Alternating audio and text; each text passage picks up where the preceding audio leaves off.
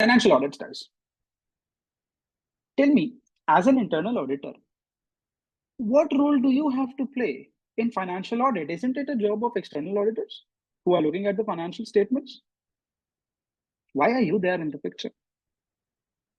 Actually, internal audit helps to check the process. Okay, the process which is being the financial reporting is being done is correct, accurate or not. And financial external audit do the things. Okay, they give you the statement on the financial part only. And the process of recording that we do the as an internal auditor, we do that activity. Rightly said. So basically, if you have any experience of external audit or you know what external auditor does, basically the external auditor, my dear friends, is concerned about whether the financial statements give a true and fair view and are they prepared in accordance with the applicable financial reporting framework or not, right?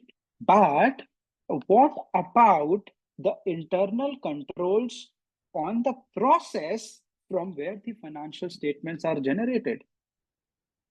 Isn't that your thing to do as an internal auditor? That absolutely is. Right? So that is the financial audit engagements that you perform. And external auditors, they do place reliance on your work. Not 100% reliance, but they do rely on your work. Right? So internal auditors assess the systems and controls responsible for generating the financial statements to ensure the accuracy of the reports that comprise those statements.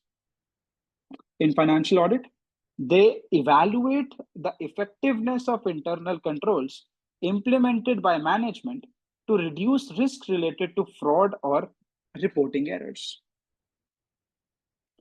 Right?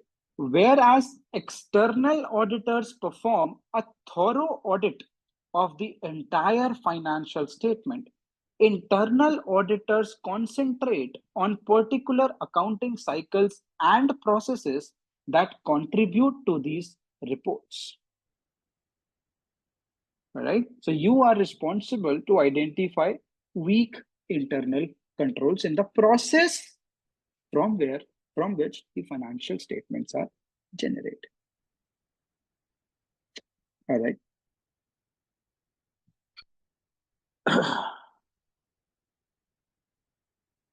Okay. The financial reporting process encompasses the steps to create information and prepare financial statements, related notes, and other accompanying disclosures. Right? You already know that, right? What is the financial reporting process? You know that. And in many countries, there are various regulations which require that the management certify that the general purpose financial statements are fairly stated in all material respects. All right. Fair enough. Now, regarding the management's assertions, if the management is preparing the financial statements, okay, now before that, let me ask you a question. Who prepares the financial statements? Is it the management or the auditors or the external auditors? Management. The management, a very basic level question. The management prepares the financial statements. Tell me with a yes or a no. If the management is preparing the financial statements, and let's say the income statement shows the top line, the revenue as $100,000 or $100 million of revenue, then tell me with a yes or a no, is the management stating that? Not explicitly, but is the management stating that that $100 million which the management has reported is accurate and complete? Yes. Okay. Is the management also saying that whatever they have shown under $100 million, that has actually happened in this year? Yes. Yes. That means, though not explicitly, but the management is making certain claims when they are presenting the numbers in the financial statements, and those claims made by the management are known as assertions. Management's assertions. All right. What are those assertions? I was Those as sorry to disturb you here. In this, Yeah. just can you just scroll it up here? There is one line, for example, the second line, that is the moreover in many jurisdictions, the external auditors use the work of the internal audit function to complement their work. So, what the compliment they are giving in this work here? Okay. First of all, how are you able to hear me in so much of noise? Okay. Next, which line? That is the second line. Moreover, in many jurisdictions, the external auditors use the work life. That is the, for example, first point. Moreover, in many jurisdictions, the Yes. external auditors use the work of internal audit function to complement their work. Okay, let's talk about that. Okay. Uh, hmm. When we are talking about external audit, all right. So, as an external auditor, you have to do two types of work. All right. There is something known as test of controls that you do, and then there are something known as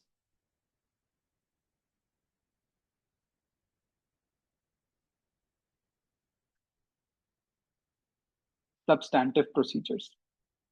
Test of controls and substantive procedures. All right. Substantive procedures are divided into two parts: test of detail and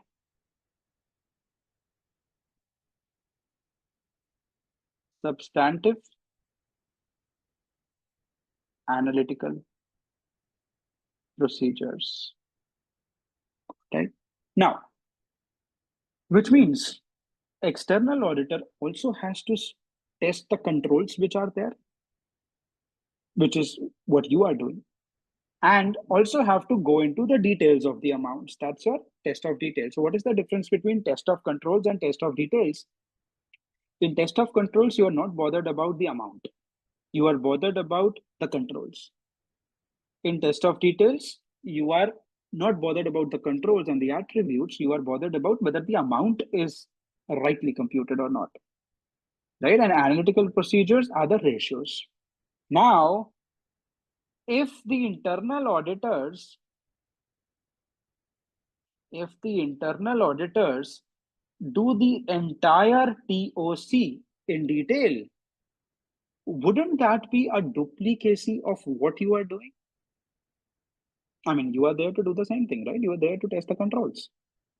If they do it in very much of details, isn't that duplicating your work? Yes or no? Hmm. No? Yes. How yes? Mm, because the external auditor is also doing the same kind of the job which we are doing here almost, but Which there is? uh, that Which is the is? taste of, because in the internal auditor are also doing the taste of the controls, because as per the control point whichever they would have mentioned, the policies, procedures, and they are also doing the same thing, but I think their parameter is only different. Maybe to some extent they are going into the more depth and something like this, but the In control point TOC, is the same there. so in TOC, the criteria and everything is the same. You will also do the same thing, they will also do the same thing. That Yes. will be a duplicacy of work. Why to Hmm. do the duplicacy of work when you are also a professional and they are also a professional? Hmm. Right? So, how can I complement this? How can I complement their work being an internal auditor? If they see my report, if they know that I have already done this work and they can rely on my work, so they will be able to do it less amount of work and place more Yes, reliance on my work. of course. That is what we mean by that line. Okay. All right. Yes. Also, sometimes external auditors can delegate some parts to internal auditor, right? Like some Yeah. agreed upon procedures, or some, if there are a lot of controls, like some controls can be delegated to internal audit and some can be done directly by external auditor. Yeah, that is you placing reliance on them, right? Yeah. Great. Yeah, we were talking about assertions. Now, what are these different assertions? Anybody has any idea? What are the assertions?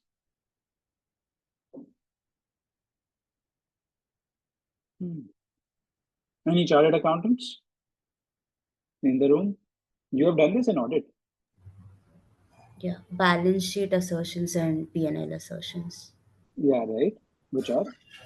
So balance sheet will be existence, valuation, completeness,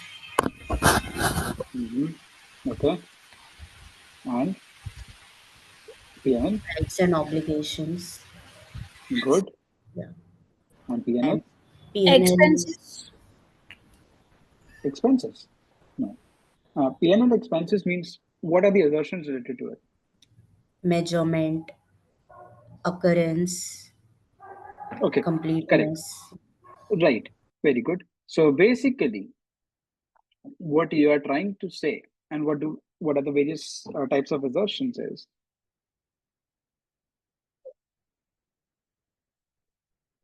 the assertions are of two types, right? There are two types of assertions. One is the assertions related to transactions, and the other is the assertions related to account balances. Assertions related to transactions and assertions related to account balances. Now, what are transactions? The items which go in income statement, and account balances are basically the balance sheets, right? Where you take the balances of the accounts. All right. So the assertions related to transactions or those items which goes in the income statement. Basically, the assertion is Paco. I'm just telling you so that you remember it. And these are the balance sheet assertions. Now, P stands for presentation and classification. Whether the revenue that you're showing, something that which you're showing in the revenue from continuing operations, is actually the revenue from continuing operations, or revenue from services, or revenue from sale of products, doesn't include the FD interest. That's it. Right? Accuracy. The amount is accurate. C would have completeness. Everything is there. It's complete. C would also have cutoff procedures. C would also have classification. Right? And O is the occurrence, that the amount that you are showing under current year has actually occurred in the current year. All right. Whereas the assertions related to the balance sheet is classification and presentation, obligations, which is for the liabilities, valuation, existence, and rights, which is for the assets. Right. So these are various assertions which are there, and you have to test those assertions.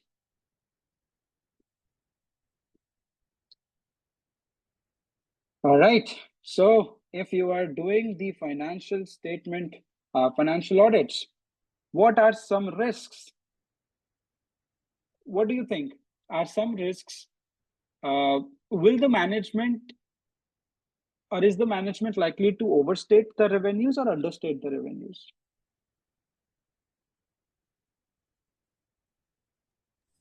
Overstate. Overstate. Overstate why? To show more To profit. show them they're on a profit side. Overstating is what boosts your stock prices. Very good. Overstating helps you with the stock prices, right? And so how will they overstate the revenues? They might not be following revenue recognition in the correct manner. They might be going in for the money laundering practices, right? Regarding the liabilities, understating them shows a better picture than is. Expenses, understating expenses because it boosts your profits then. Overstating assets to show a better picture.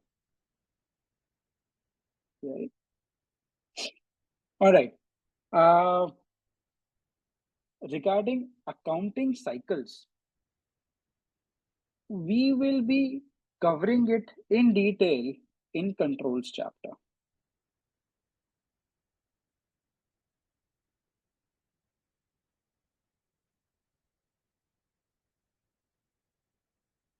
All right. So we will be talking about the entire flow chart. What are the controls related to each and everything? We take a short walkthrough of how the accounting cycles are like. All right. So we'll do it there. All of these cycles, we will see it there.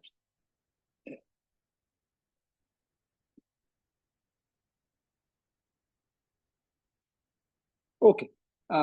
When we are talking about financial audit, we have certain risks related to fraud. Right? Now, fraud risk, so basically the mistakes in the or the misstatements, we call it, right? Mistakes, when we say in audit language, we call it misstatements.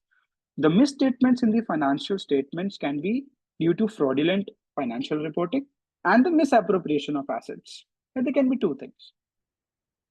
The types of fraud relevant to financial statement audit includes misstatements resulting from fraudulent financial reporting and misappropriation of assets. Now, what is fraudulent financial?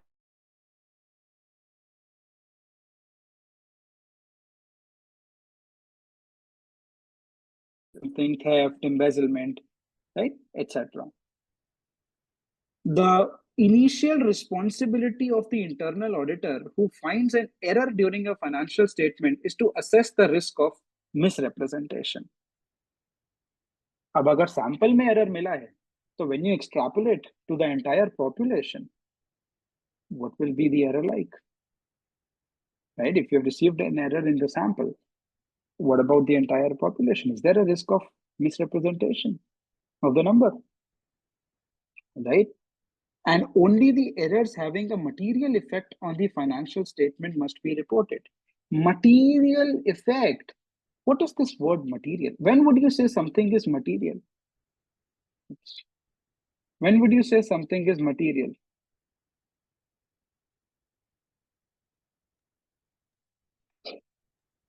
Error percentage is too high. So, sorry? Error percentage When it is has a very big impact. When it has a very, very big impact. financial impact.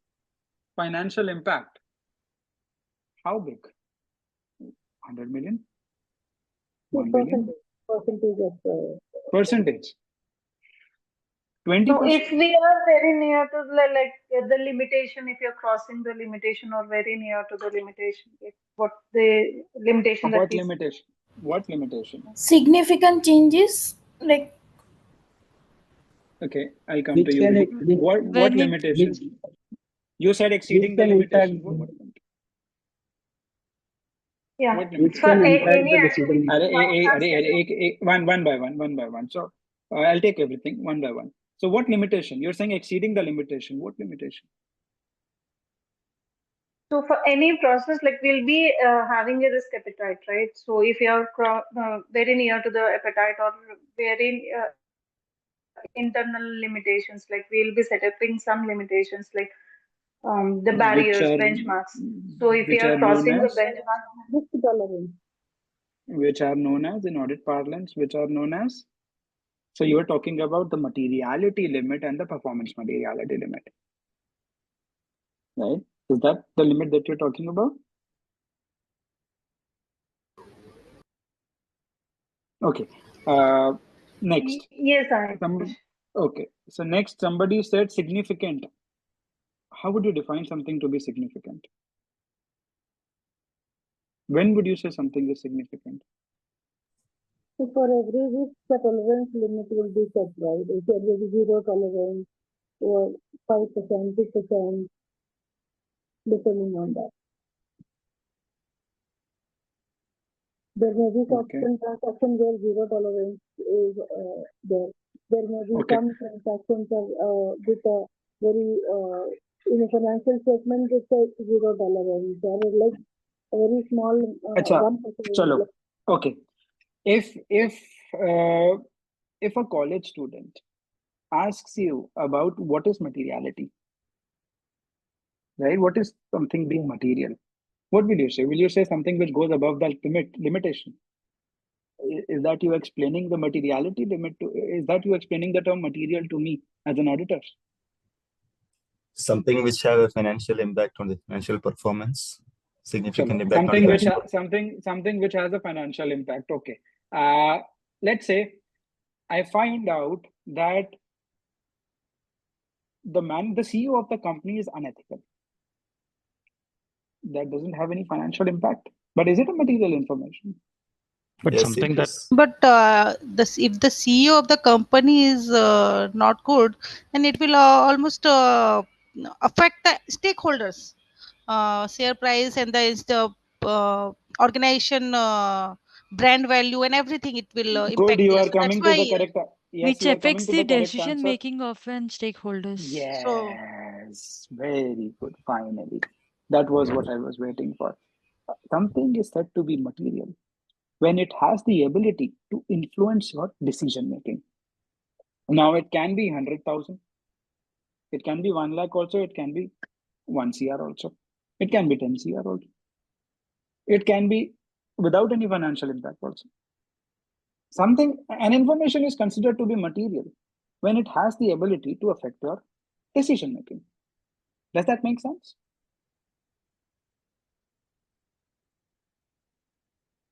Yeah, you agree with me on that? can we also read it like, if we change that, any error that has been identified, that's gonna change the overall, output of that financial statement. Which would influence your decision making? Of course. So here we're talking about the financial statement alone, right?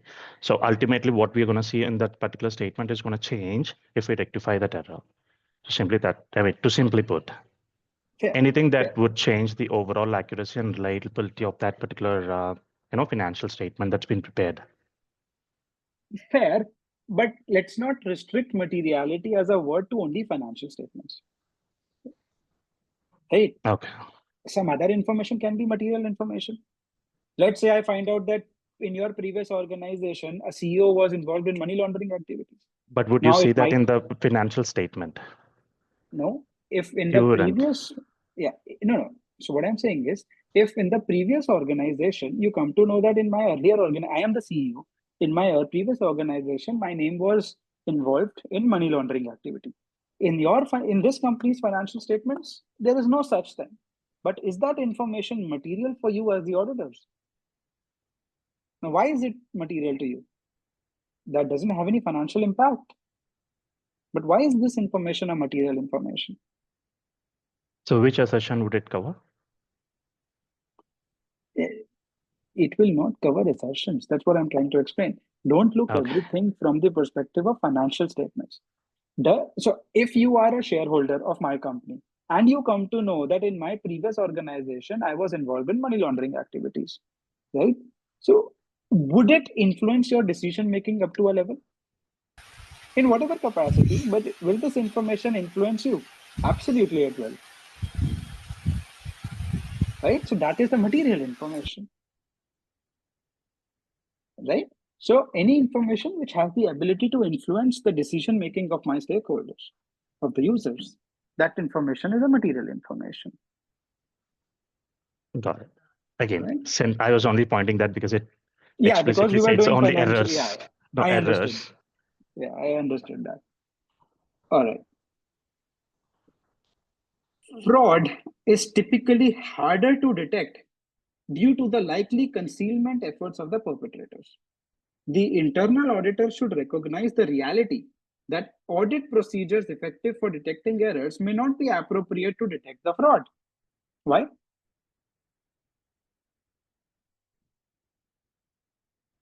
If my procedures are detecting errors, are they not sufficient to detect the fraud?